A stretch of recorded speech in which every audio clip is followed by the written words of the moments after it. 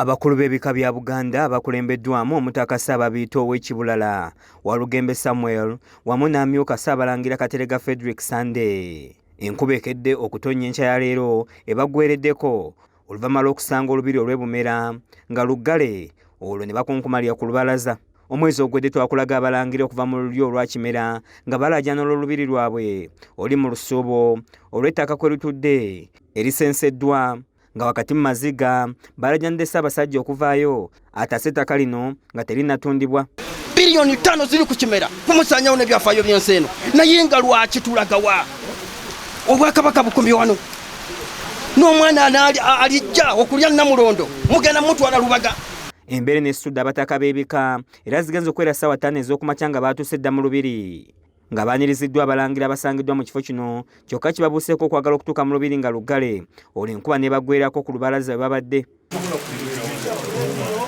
Kino kibajje mu mbeera ne babuuza eyagala olubiri luno ng'abadde bategeeza nti Katikkiro waago Magala Malaki yagaggala ng'ekiragiro kino yakifuna okuva ewa Nnalinnya waago Sauda n'aba n'akulya.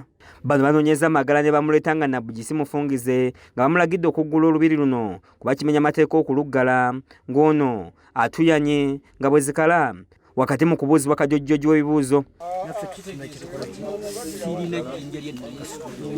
Abataka balambuludde ku ngeri y'olubiri luno kw'ossa n'ettaka wamu n'ebintu by'obuwangwa okuli eŋŋoma ya Kabaka, entebe n'ebirala nga kaakati n'olwazi Ssemwezi olumanyiddwa nga Bumera nalwo luli mu lusuubo. Bakabaka banyweza emirandira ne banyweza ennono n'obuwangwa mpaka olwaleero mubisanyawo olwa bilioni 5 ze mwetaaga. Kino ne mulangifudde ekyobulambuzi 2022 sente zaalifuse bilioni 5 muzitadde ku Kimera. Wakati mu nkuba ebadde efudde abataka bambuse mu lusozi okwerabira ku bibagambiddwa ng'ekibajja enviiri ku mutwe kwe kusanga nga lwonna luliko laama nga n'eŋŋoma ya Kabaka yayasibwa nga n'entebe ye terabikako. Bano bavumiridde abantu ab'olubatu abakozesa ebitongole by'Obwakabaka ne basanyawo ebifo byonna eby'obuwangwa kyokka nga baweze nti okufa n'obutanyagwa si bakutunula butunuzi ng'ebintu bya Buganda bisaanawo. Kyensinza okulaba bwe bubbi bwa Bannaalinnya. Bannaalinnya babbi nnyo beetaagwa kukolako. Ani yabakkiriza okujja okutunda ebintu ebitali byabwe? Ekya Buganda Land Board ekituuza ettaka lyaffe laba obulungi obuli wano bwonna obuliwo obulungi wano bwe bugenda nga tulaba wano. Bagamba nti olusozi luno kwaliwako emikolo egy'omulangira abalidde eŋŋoma nga bwe lwasi bakitegeeza nti Buganda ebeesaanyeewo kye batagenda kukkiriza nga bawanjagire Ssaabasajja Kabaka okuyingira mu nsonga eno. Osaanyaawo wano kitegeeza gwe atategeera ali Mmengo oba mu Buganda Land Board nga bino obiwagira kitegeeza naawe weesaanyizaamu nga tomanyi. Bajjajja b'obusolya baweze nti bakugumba ku lusozi luno ku Lwokutaano lwa Ssabbiiti ejja nga bakunze Obuganda buleme kubongoota ng'ebintu bya Buganda bisaanawo. N'olwekyo abantu abakyayagala Obuganda mumanye bumanya nti nno olwo bakutte ku Kinyusi.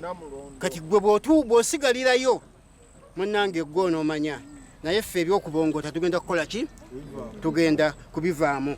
Tujja kuvaawo nga tumaze okutegeera ebintu ebikolebwa byonna ku lusozi kuno tusobole okulukuuma. Kinajjukirwa nti Ssaabasajja Kabaka Ronald Mwenda Mutebi II azze akyogera nti waliwo abataagala Buganda era nga beesomye okubusaanyaawo nga yakalaatira Abaganda obutabongoota. Obwakabaka bwaddawo era tubwagala nnyo naye waliwo abatabwagala n'olwekyo tubwongoota. Kizza Peter yakusakidde eggulire lino ku lwa KSTV agaleero.